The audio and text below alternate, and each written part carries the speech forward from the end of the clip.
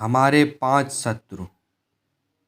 हमारे उत्तम चरित्र के विकास में 5 शत्रु सबसे ज़्यादा घातक सिद्ध होते हैं।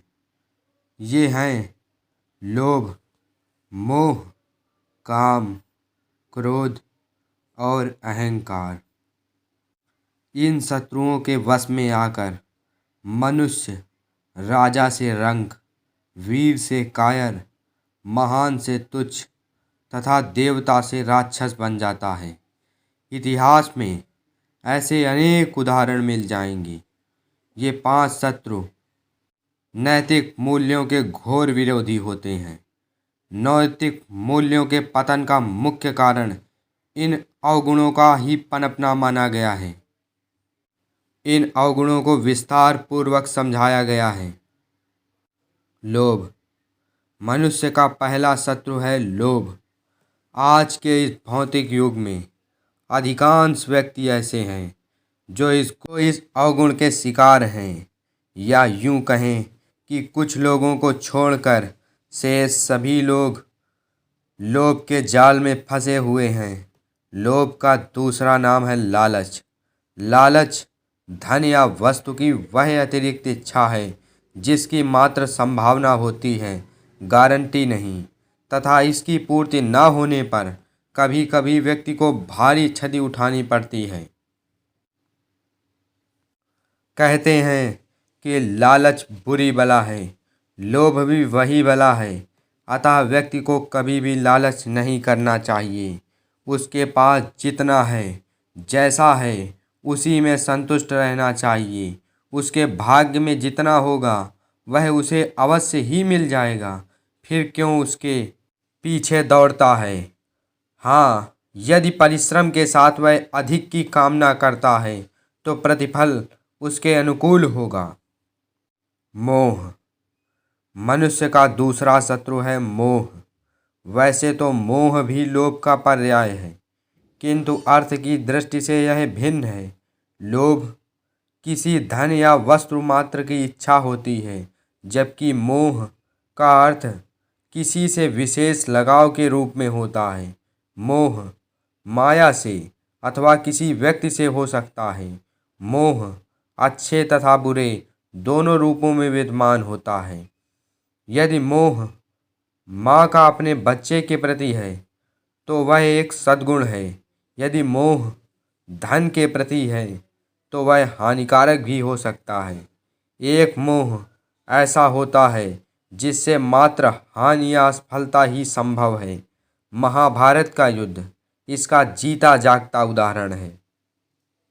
अर्जुन ने जब युद्ध भूमि में अपने सगे संबंधियों को देखा तो मोह और विषाद के कारण ही वह यह कहकर कि मैं युद्ध नहीं करूँगा, अपने धनुष बाण रखकर रथ के पीछे भाग गया। इस अवसर पर श्री कृष्ण ने गीता का महान उपदेश दिया, जिसे सुनकर अर्जुन युद्ध के लिए पुनः तैयार हो गया और उसने विजय श्री प्राप्त की। इस प्रकार मोह यद्यपि मनुष्य का प्रबल शत्रु नहीं है, लेकिन इससे हानि संभव है। इसलिए मनुष्य को धन दौलत और शत्रु से कभी भी मोह नहीं करना चाहिए। काम। काम मनुष्य का तीसरा शत्रु है। काम वासना मनुष्य के चरित्र को ही नहीं बल्कि शरीर को भी खराब कर देती है। मनुष्य को अपनी सीमा में रहना चाहिए। निर्धारित आयु तक उसे ब्रह्मचर्य का पालन करना चाहिए।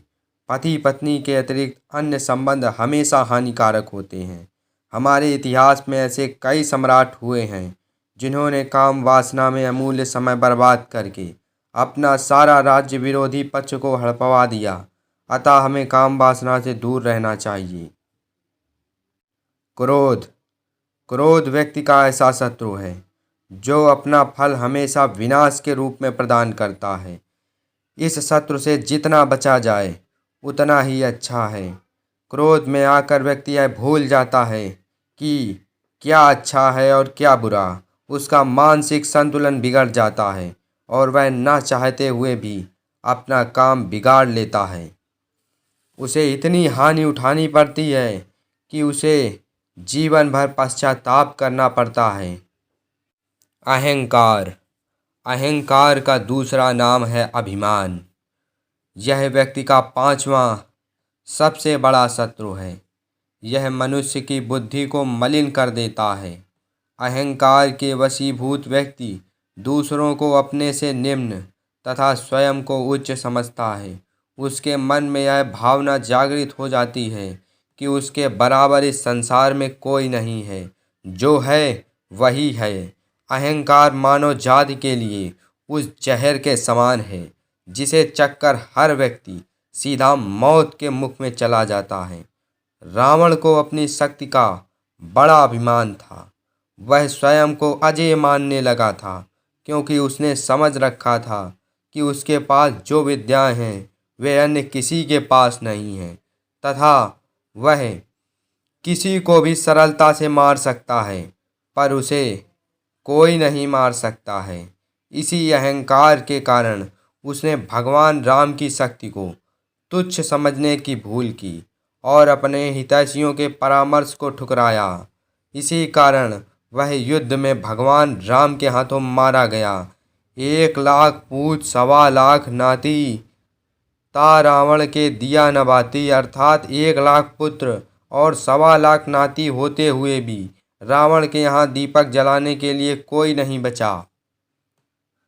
बच्चों, विद्यार्थी जीवन एक ऐसा अमूल्य समय होता है जिसमें वह अपने उज्जवल भविष्य की आधारशिला का निर्माण करता है।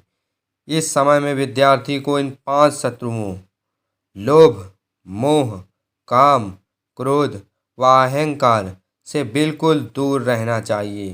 तभी वह अपने राष्ट्र का कर्णधार बन सकता है।